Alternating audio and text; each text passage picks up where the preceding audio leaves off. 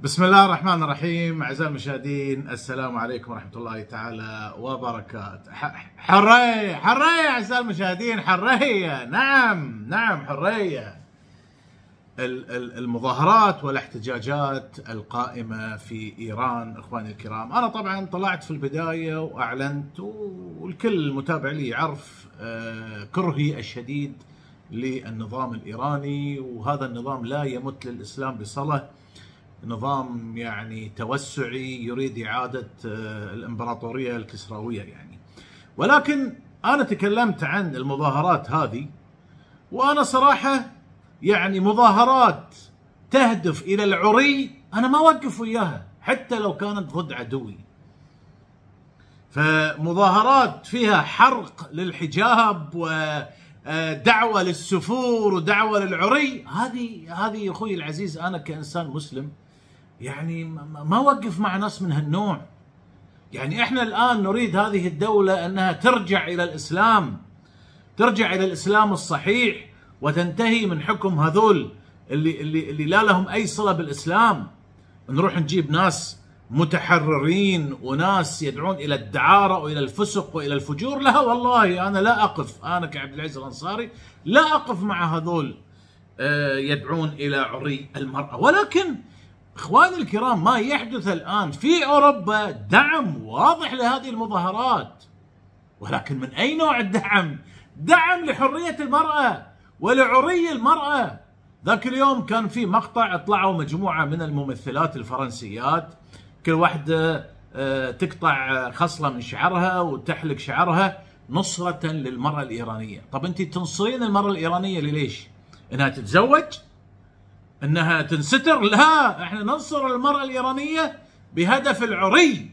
واحدة عارضت ازياء إيرانية اخواني الكرام، ارجوكم هذا الفيديو للعلم يعني انا ما حبيت اطلع الفيديو كامل، ولكن اكيد كثير منكم شافوا الفيديو، ولكن من باب العلم لفضح هالانجاس الاوروبيين الغرب اللي يدعمون عري المرأة. لأن أنا قلت لكم إذا أردتم تدمير أي أمة، أردتم تدمير أي دولة، أردتم تدمير أي حضارة، ادخل من باب المرأة، عري المرأة، صيع المرأة، خرب أخلاقيات المرأة، راح يخترب الرجل، راح تخترب الأجيال، الدولة ككل راح تخترب أخواني الكرام. هذه عارضة أزياء إيرانية مسوية فيديو تقول فيه أنا مع حرية المرأة ولا أسمح بالتدخل في لبس المرأة، ولا أسمح لأي رجل يفرض على المرأة تلبس. يعني المرأة صلت ملط، no problem. فشوفوا معاي هذا الفيديو اخواني الكرام اللي سوته، وارجوكم الى النهاية. هي راح تتعرى، انا حاب ان انا بس ابلغكم ان من باب انكم تشوفون، وانا متعمد الان بعيد عشان لا تطالع، انا ادري بك انك انت مش متزوج، انا مالي خص، بس شوف من باب تعرف كيف الغرب المنافق الدجال اللي يقف وراء عري المرأة. شوفوا معي، راح اشغل الفيديو اخواني الكرام. شوفوا اول شيء لابسه وقاعده تتعرى تدريجيا بهدف انها تعلن نصرتها للمرأة الإيرانية. طبعا الآن فسخت النقاب، والآن قاعد تفسخ العباية تدريجيا، الآن لابسة ما أدري هذا لبس يعني نوعا ما محتشم. شوفوا الآن قاعد تتعرى أكثر. شوفوا تدريجيا اخواني الكرام، شوفوا شلون والعياذ بالله يدعمون المرأة في العري. الآن بدأت تتعرى أكثر.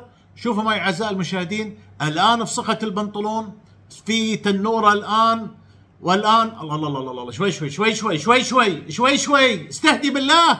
شوفوا الآن قاعدة بقطعتين، والآن يعني خلاص شوفوا ما في قلة، ما في أدب، والآن قاعدة تتعرى أكثر إلى أن حتى كشفت عن يعني شلت هذا الغطاء وحطت يدها انها تغطي فقط صدرها اخواني الكرام. يعني مغطيه صدر. طيب ليش مغطيه صدرك؟ يعني يات على الصدر انت تعريتي ما خليتي حاجه. فكاتبه هذا جسدي وانا حره. شوفوا الغرب اخواني الكرام ينادي بايش؟ يبي يدعم ثوره الشعب الإيراني بهدف أن المرأة تتعرى. أنا أقسم بالله لو ثورة إيران هذه الآن أو المظاهرات اللي في إيران جاية بهدف إعادة الإسلام الحقيقي، ركزوا على كلامي، إعادة الإسلام الحقيقي اللي فيه اتباع لسنة الله سبحانه وتعالى ورسوله محمد صلى الله عليه وسلم وتطبيق شرع الله التطبيق الحقيقي، والله لأول من سيخمد هذه الثورة وسيقضي عليها الأنجاس الكوهيني اللي عايشين وسطنا، الدول العربية رقم 1 وبمعاونة من الغرب. لكن لأن هذول ثورة حرق الحجاب جاية الآن هدفها العري، فالكل قاعد يدعمها، الكل قاعد يدعمها، لأنهم لا يريدون الإسلام إخواني الكرام، لا يريدون الإسلام، قاتلهم الله. حسبي الله ونعم الوكيل. فأنا يعني والله اسمحوا لي، ما بقول لكم اسمحوا لي، يعني أنا طبعا يعني من بعيد رويتكم هذا المقطع لأجل أنكم تشوفون ماذا يدعم الغرب. ماذا يدعم الغرب؟ يدعم الفسق والفجور والحرية. حرية ايش؟ حرية العري. أنا قلت لكم إخواني الكرام الديمقراطية في الغرب ديمقراطية شنو؟ ديمقراطية أنك أنت تتعرى، تسكر، تلعب، تزني، تتزوج كلب، تتزوج رجل، تروح يوم السبت في الليل مثل الحيوان، تشرب مخدرات. هذه الحرية عندهم إخواني الكرام. إنما حرية أني أنا أختار ديني، أني أنا والله ألتزم بدين، لا، مو على كيفك. ففعلا عالم منافق دجال أعور. والله إخواني الكرام أنا أقسمت لكم وأقسم مرة ثانية وعاشرة وألف حتى إن لو هذه المظاهرات اللي في إيران تدعو إلى إعادة سنة الله ورسوله وتطبيق شرع الله، والله ستخمد من أول يوم، سيقضى عليها. راح يدعمون الحكومة الإيرانية عشان يقضون على ما يبون الإسلام ولا يريدون الحرية الحقيقية. الحرية الحقيقية اللي ايش؟ الحرية إني أنا أختار الدين الحقيقي وأعبد الله سبحانه وتعالى وأطبق شرع الله. يخافون إخواني الكرام، يخافون. وإيران هذه دولة عظمى، يعني خلينا نعترف دولة عظمى. تخيلوا هالدولة هذه كلها لو طبق شرع الله عليها ايش القوة التي ستحل على الأمة. وبعدين انتم تفكرون ان الغرب يعني نعم في بعض الخلافات وبعض الصراعات وبعض، لكن هو اصلا راضي عن حكومة ايران، لانه يعلم ان حكومة ايران هذه لا تمت للاسلام بصلة، لا تمت للاسلام بصلة. ما عندهم مشكلة. شوف الغرب المنافق ما عنده مشكلة وجود حزب الله، وجود الحوثي، وجود الميليشيات الإيرانية في العراق، ووجود يعني وجود التدخل الإيراني في سوريا. ما عندهم مشكلة، والله ما عندهم مشكلة. كلاب هم يعرفون الأفكار اللي هي ضد الإسلام، لكن أي حركة، أي فكرة، أي توجه، أي حزب ينادي بتطبيق شرع الله التطبيق الحقيقي، شرع الله الإسلام الحقيقي، والله يحاربون بشتى الوسائل. وأولا أنا أقول لكم أول من سيحارب هذه الأشياء عندنا للأسف دول عربية تدعي الإسلام. حسبي الله ونعم الوكيل. لا أريد أن أطيل، هناك فيديوهات كثيرة، ترى في كثير من النساء طلعوا يناصرون المرأة الإيرانية. يناصرونها على إيش؟ على أنها تصير عاهرة. يناصرونها على أنها تصير عاهرة، تصير تبيع جسدها، مثل هالنجسة هذه العاهرة اللي طالعة وبايعة جسدها. يعني عادي حتى الستيان بسخطة يعني ماسكة يدها. ليش اختي الكريمة؟ يعني ليش؟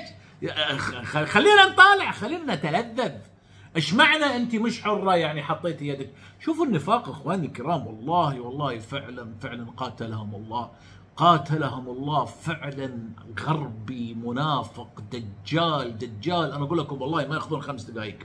لو احنا عندنا فعلا اعلام حر حقيقي والله ما ياخذون منا 5 دقائق. اعلن انا قبل ما اختم، انا اقول لكم يعني طبعا ذباب الكتروني، واللي يقول لك والله انت ذنب ايران، دائما انا اقول وخل اللي يقول انا ضد هذه الحكومه رقم 1 لانها لا تمت الاسلام بالصلاه. لكن في نفس الوقت انا كوني مسلم تقول لي والله عبد العزيز انت ليش ساكت ليش؟ انا تكلمت مره واحده وادعم مين؟ ادعم الحرب على الحجاب؟ ادعم ناس يمسكون الحجاب ويحرقونه؟ حسبي الله ونعم الوكيل. لا والله لا ادعم هذول ولا اوقف وياهم. لكن اذا طلعت فعلا ثوره حقيقيه تدعو الى الاسلام انا اول من سيقف معاها. اتمنى الرساله تكون وصلت.